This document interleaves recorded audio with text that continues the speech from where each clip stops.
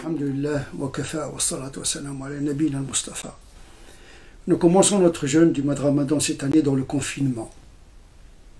Lequel confinement est une privation de liberté.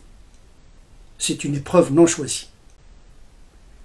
Par contre, le jeûne, c'est une épreuve choisie. C'est une liberté de privation.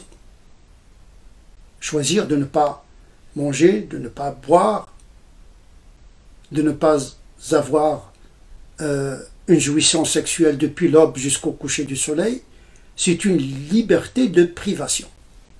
Mais en même temps, c'est une libération, parce qu'il libère le musulman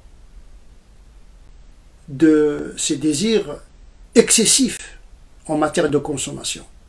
Le but n'est pas de mortifier le corps, mais de modérer les instincts et les désirs afin de permettre le déconfinement de l'esprit, c'est-à-dire l'épanouissement de l'esprit, puisque nous sommes des êtres humains constitués de deux éléments antagonistes, le biologique avec ses besoins et le spirituel avec ses besoins.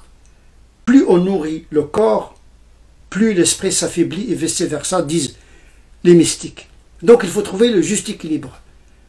Le but du jeûne du mois de Ramadan, c'est de permettre aux musulmans de trouver son point d'équilibre afin de modérer ses instincts, faire triompher l'esprit sur le corps, libérer l'esprit du poids du corps.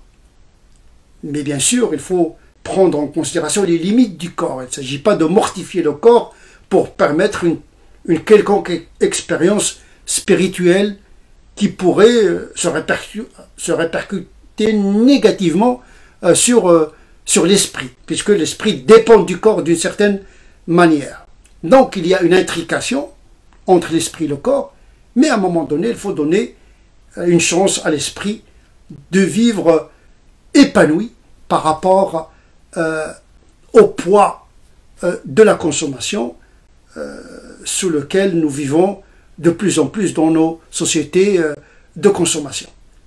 Et donc, nous vivons deux épreuves. Une épreuve non choisie, celle du confinement, qui nous prive d'une certaine liberté, mais paradoxalement, nous vivons une épreuve choisie.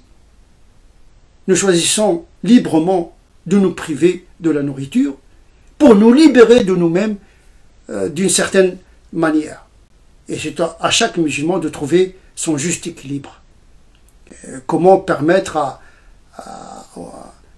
notre esprit de goûter à autre chose que les jouissances du corps. Bien sûr, l'islam est une religion de modération et d'équilibre. Le musulman imite les anges la journée et retrouve sa nature humaine le soir. Mais il ne s'agit pas de rattraper le soir ce qu'on a manqué la journée, sinon le jeûne n'aurait aucun sens. Et donc, comment vivre dans le confinement une expérience de liberté et de libération? C'est de là dont il s'agit dans les circonstances que nous vivons aujourd'hui dans le confinement. En attendant un déconfinement qui doit se faire progressivement, s'habituer à vivre dans la société tout en respectant des gestes barrières afin de se protéger. Donc, nous devons apprendre à être libres avec modération. Nous devons nous préparer à un déconfinement par cette expérience du jeûne qui nous apprend à se libérer avec modération, à trouver le juste équilibre, la juste distance entre les besoins du corps et de l'âme. Nous savons tous que beaucoup de maladies sont causées par nos comportements, par nos excès.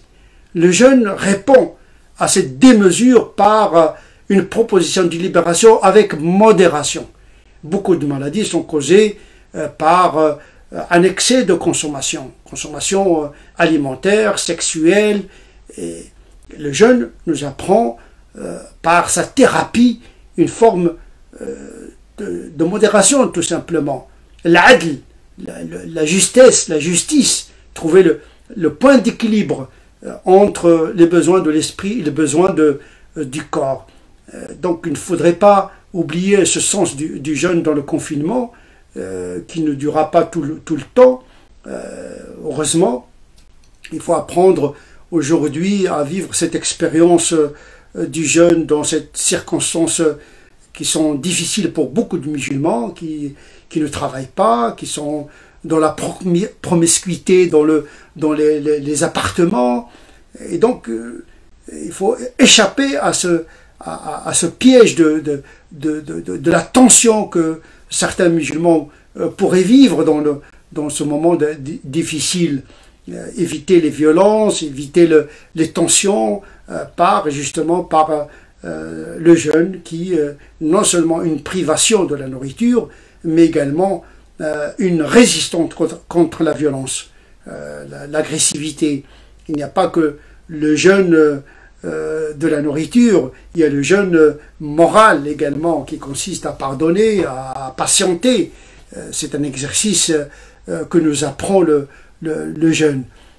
En tout cas, je vous souhaite un bon commencement du jeûne du mois de Ramadan, en attendant un déconfinement progressif et pédagogique. نسأل الله عز وجل أن يجعلنا من الذين يستمعون القول فيتبعون أحسنه أولئك الذين هداهم الله سبحان ربك رب العزة عما يصفون وسلام على المرسلين والحمد لله رب العالمين.